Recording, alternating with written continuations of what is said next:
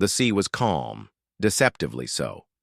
Beneath the glimmering surface of the Gulf of Aden, danger brewed, not from nature, but from men who had chosen the sea as their hunting ground. On a battered skiff barely held together by rusted bolts and weathered wood, 5 Somali pirates scanned the horizon, their eyes trained on a silhouette in the distance. To them, it looked like a slow-moving merchant ship, an easy target in a region where risk was often rewarded with rich plunder. At the bow stood Yusuf, the youngest among them but clearly the one in charge. His eyes, sharp and full of purpose, betrayed neither fear nor doubt. Yusuf wasn't driven by greed alone. His village had been wrecked by drought, his younger brother lost to starvation, and promises of ransom money had replaced dreams of fishing or schooling. Now he was convinced that this ship, whatever it was, could change his fortune. Beside him, Hassan adjusted the strap of his aging AK-47. A veteran of too many skirmishes, Hassan had learned that hesitation killed faster than bullets. His hands were steady, his voice gruff, and his loyalty was only to survival. Behind them, Naji peered through salt-streaked binoculars, struggling to make out the ship's flag through the fog of early morning. He swore he saw containers, long, gray, stacked, and assumed they were electronics, maybe even weapons, ripe for the black market. "There are no guards," Naji muttered. "No security on the deck. This one's ours." Yusuf nodded, his jaw clenched. "Approach from starboard. Quietly. Keep the engine low." They circled, careful not to attract attention. The ship loomed larger with every passing second, still quiet, still seemingly undefended. Hassan kept one hand on the RPG beside him, the other shielding his eyes. "Something's not right," he mumbled. But Yusuf was already standing. "Opportunity never waits, Hassan. This is it." Their skiff crept forward like a shadow over the waves. It was silent except for the sputtering engine and the distant thrum of seabirds. No alarms, no armed crew, just a hulking mass of steel floating in place. Too easy. That should have been the first warning. The pirates reached the ship's side and threw up a ladder. Naji climbed first, then Yusuf and the others, weapons ready. The deck was strangely clean, eerily so. Shipping containers lined the vessel in precise order, but something about their uniformity felt unnatural. Then it happened. A loud metallic click echoed from above. Floodlights burst to life, flooding the entire deck in blinding white. A voice, calm, commanding, boomed from hidden loudspeakers. "You are trespassing on a military vessel. Drop your weapons. You are being recorded." Panic struck. Hassan instinctively raised his rifle, but lowered it just as fast when he heard the distinct sound of a helicopter rotor approaching. The skiff below was already cut off. 2 black speedboats had surrounded it, and men in tactical gear were boarding it without resistance. "This is not a merchant ship," Yusuf whispered, the realization punching the air from his lungs. From behind one of the containers, figures emerged, armored, masked, and wielding suppressed rifles. They didn't shout. They didn't need to. Their presence alone screamed authority. Red laser dots danced across the pirates' chests. Yusuf dropped his weapon first. Naji followed, shaking. Hassan hesitated but then released his rifle with a grunt of defeat.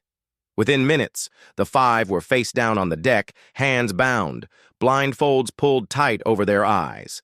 The last thing Yusuf heard before the darkness closed in was the voice again. "Target secure! Moving to Phase 2. In that moment, the truth was clear. This had been no lucky target, no vulnerable cargo ship. It had been bait, and they had swallowed it whole. The wrong ship, the wrong day, and now the wrong future. And deep in Yusuf's mind, one question echoed. Who were these people really?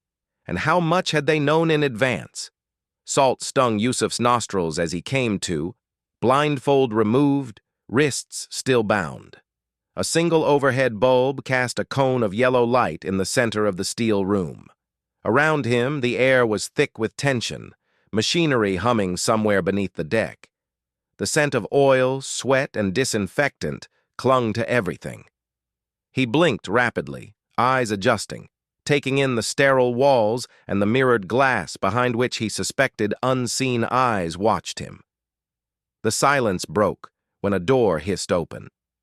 A man stepped inside, his uniform crisp, his expression unreadable. No flag, no name tag, just authority in human form. He placed a file on the metal table, slid it toward Yusuf without speaking. Inside were photos. Yusuf's village, his family, even his younger brother, taken years earlier by disease. He stared at the images, heart pounding. The officer waited, allowing the weight of unspoken knowledge to fill the room. "You thought you were boarding a civilian vessel," the officer finally said, voice flat but deliberate. "Instead, you boarded a trap." Yusuf didn't answer. He studied the man, calculating, weighing every word before offering anything. "We've been tracking your group for 6 months," the man continued. "The pirate attacks, the disappearances, the ransom demands. You've cost lives and nations, millions. But you're not the target. You're a thread." The implication hung heavy in the air. Yusuf had believed they were acting independently, small-time operators against a chaotic backdrop. But this man was suggesting something deeper, bigger. "You were working with someone," the officer pressed. "We know there's a network.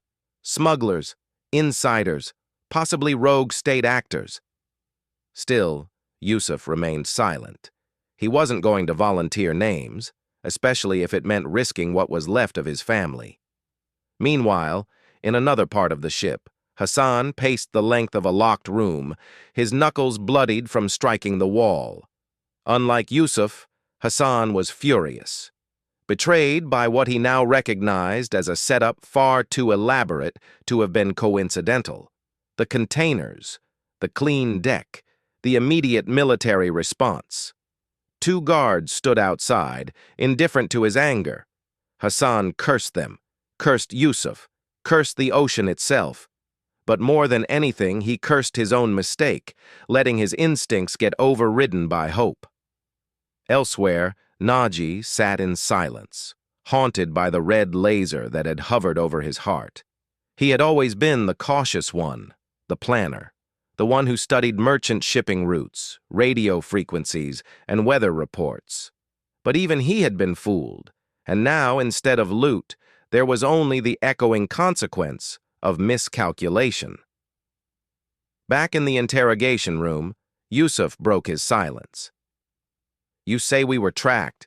If you knew we were coming, why didn't you stop us before we boarded?" The officer didn't flinch. "Because we wanted to know who you'd call next." There it was, the larger game. Yusuf was bait too. His capture wasn't the goal. It was the spark. The real objective was the next layer, whoever funded their raids, whoever bought the stolen goods, whoever turned young fishermen into criminals for hire. "We're not the only ones watching," the officer added. "A foreign intelligence vessel was shadowing you, likely Russian, maybe Iranian, and we suspect they were interested in your cargo routes." Yusuf's eyes narrowed. This was no longer about a failed attack. It was a geopolitical storm brewing just beneath the surface of pirate activity. He realized with growing clarity they'd been pawns in a game played by powerful hands, and now the spotlight had turned. "What do you want from me?" he asked, the edge in his voice almost invisible under the weight of exhaustion.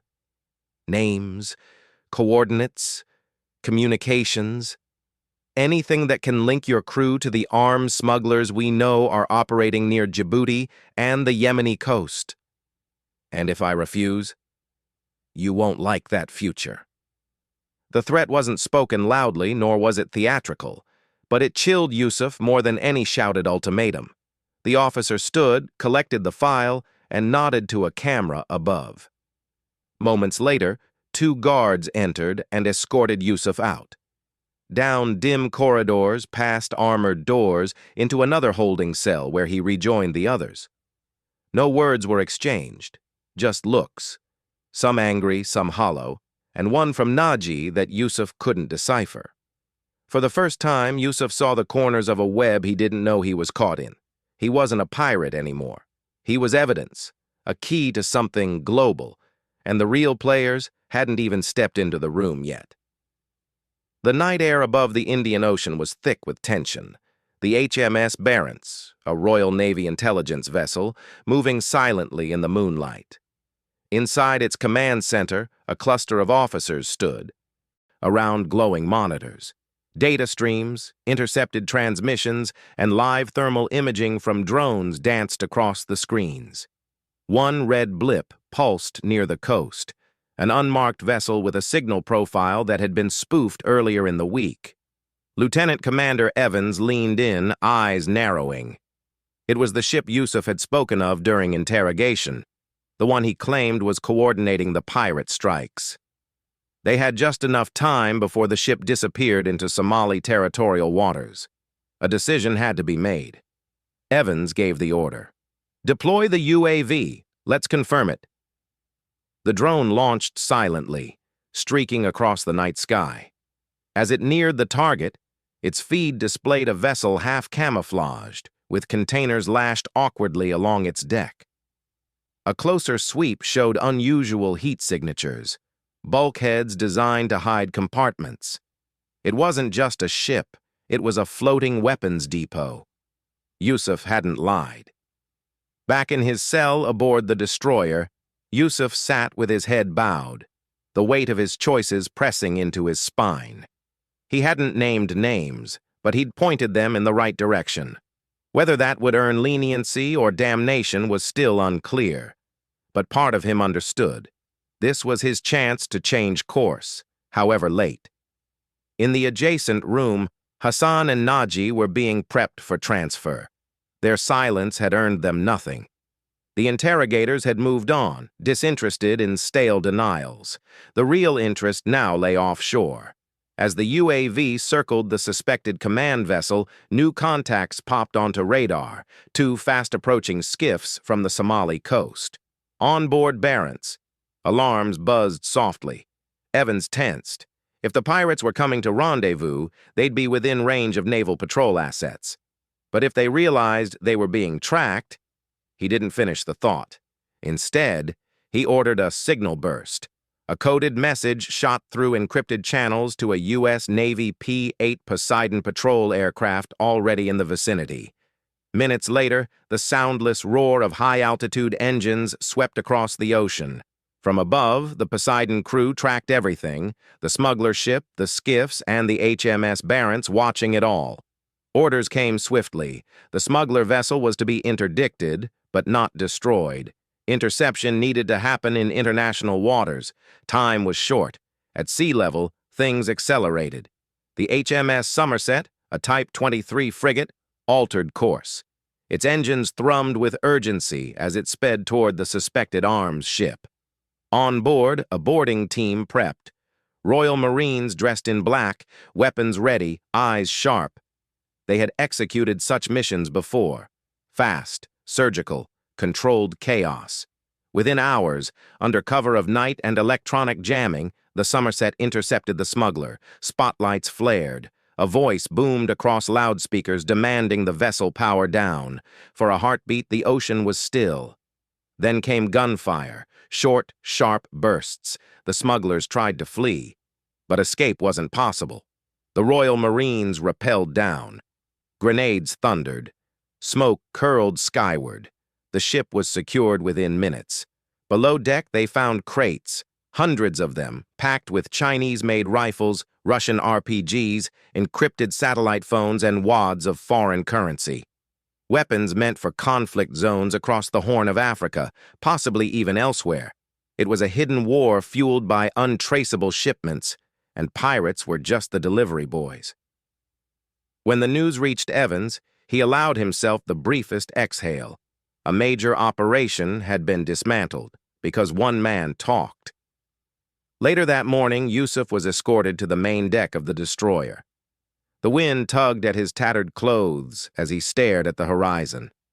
Evans joined him, hands in his coat pockets. "We hit the target," the officer said. Your intel helped. That means something. Yusuf didn't speak. He wasn't looking for absolution. Evans continued. Your file's being reviewed. Maybe we can find a deal. But more importantly, people will live because you spoke. Still, Yusuf said nothing, but his grip tightened on the railing. A storm of regret and relief twisted inside him. He hadn't been a hero, but maybe, just maybe, he'd stopped being a weapon. Below deck, Hassan sat motionless. He'd seen the lights of the raid from his cell window, heard the muffled thunder. His world was shrinking now. No escape, no second act. Only questions from men in suits who would arrive soon, demanding answers he no longer had the strength to resist. The sea was calm again. The smuggler ship towed, its crew detained, its secrets logged. Another wave in a silent war that few civilians would ever know occurred. But aboard the HMS Barents, the mission continued. Because for every one ship stopped, another would rise to take its place. The web of illicit power was vast, and this victory, though real, was only the beginning.